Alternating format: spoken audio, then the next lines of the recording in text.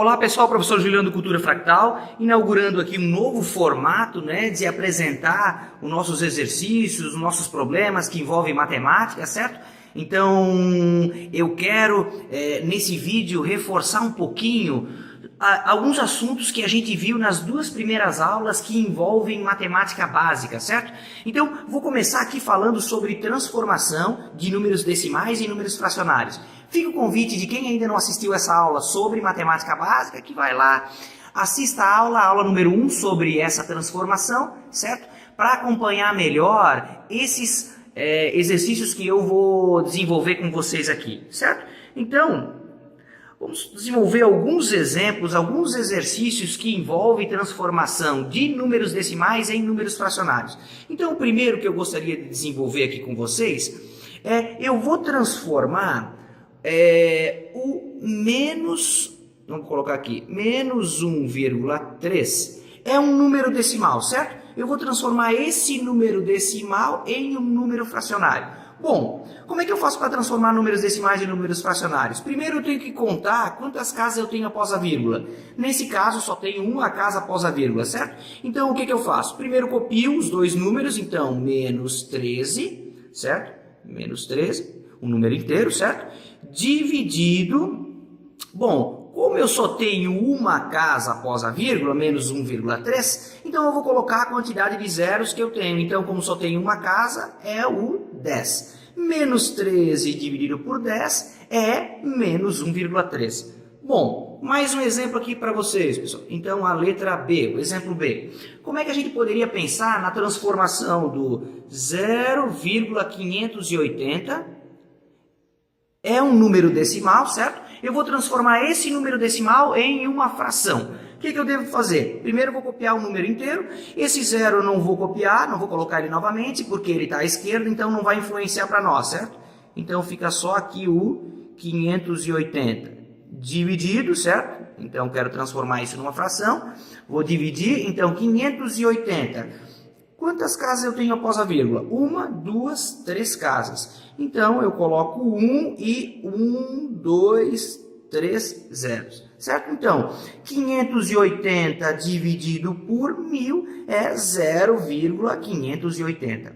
Bom, vale destacar, pessoal, aqui, de novo, aquilo que nós tínhamos já discutido na nossa primeira aula sobre matemática básica, é o que é mais importante, certo? Eu preciso primeiro contar as casas que eu tenho após a vírgula e depois acrescentar esse número de casas com o número de zeros no que a gente chama de denominador, ok? Então, na nossa letra A aconteceu isso. Na nossa letra B aqui, eu tenho 3 casas após a vírgula, certo? Então, eu considero, na hora de construir a fração, também 3 zeros. Então, fica 580 dividido por 1.000. Bom, além dessa transformação de números decimais em números fracionários, queria também fazer um exercício sobre um assunto que também já tratamos nas nossas aulas de matemática básica, que é a adição e subtração de fração. Fica também o convite, quem não foi lá ver a aula ainda, vai lá, assiste a aula, certo? Que fala um pouquinho mais sobre essa soma e subtração de frações dentro do contexto de frações equivalentes, para acompanhar um pouquinho o exemplo que eu vou fazer com vocês agora. Bom, pessoal, supondo que eu queira, então, fazer a seguinte soma e subtração de fração. Eu tenho, deixa eu colocar aqui, 1/7, supondo que seja 1/7, mais 3/5, vou colocar aqui, 3/5, menos 1/2.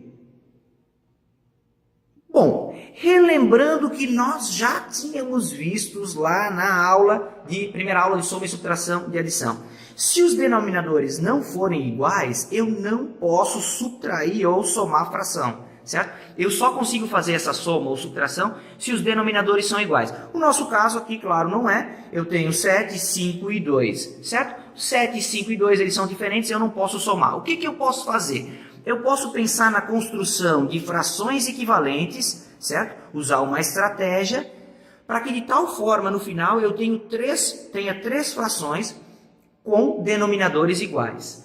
Bom, como eu posso fazer isso? Na aula que a gente tratou sobre soma e subtração de fração, a gente ainda não falou em nenhuma técnica, certo? Como é que eu posso efetuar essa junção entre frações na subtração ou na soma ou na subtração?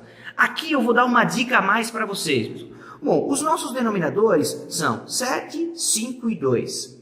Uma das formas que eu posso pensar para construir esses denominadores iguais é, antes de efetuar uma estratégia para construir denominadores iguais, eu multiplicar os denominadores. Então, multiplicando os denominadores que eu tenho aqui, deixa eu fazer aqui no cantinho, como se fosse um rascunho, certo? Eu teria 7 vezes 5 vezes 2. Multiplicando simplesmente. 7 vezes 5, 35. 35 vezes 2, então 70. Bom, então eu teria que pensar numa estratégia, certo? De transformar essas três frações, que são frações com denominadores diferentes, certo? Eu preciso pensar numa estratégia para construir frações com denominadores iguais. Mas primeiro eu multipliquei aqui, ó, os três denominadores para ter uma referência. Então, eu preciso achar uma maneira de construir no denominadores o número 70. Bom, pessoal, vamos pensar o seguinte. Qual o número que multiplicado por 7 dá 70? Claro, no contexto das frações equivalentes. Então, eu tenho que multiplicar o numerador e o denominador ao mesmo tempo. Então, eu vou fazer aqui com vocês. Tá fácil de enxergar, né, pessoal? Eu tenho que multiplicar por 10. Então, eu faço, copio novamente. Então, fica 1, que é o meu numerador. Deixa eu colocar um pouquinho mais para cá. Deixa eu apagar aqui, que esse 1 ficou meio feio. Bom, vou colocar de novo. Então, aqui, ó, o 1 vezes o 10. Por que vezes o 10? Porque eu quero transformar essa fração numa fração de denominador 70. Dividido, então, 7 vezes 10, então vou colocar direto, 70. Melhor, eu vou colocar, mantendo a escrita de cima, né? Então fica 7, vou colocar aqui de novo, 7, e vou multiplicar por 10. Poderia até fazer direto como eu estava fazendo antes, tá, pessoal? Colocar o 70. Mas como eu escrevi o denominador como sendo 1 vezes 10, eu vou manter esse critério, certo? Mas... bom, qual o número que multiplicado por 5 dá 70, pessoal? Bom, 14. Então, o que eu vou fazer? 3, vou multiplicar lá em cima também por 14, certo? Por 14, e vou multiplicar aqui embaixo também por 14. Então, 5, posteriormente, a gente vai multiplicar por 14. Mais não menos, né?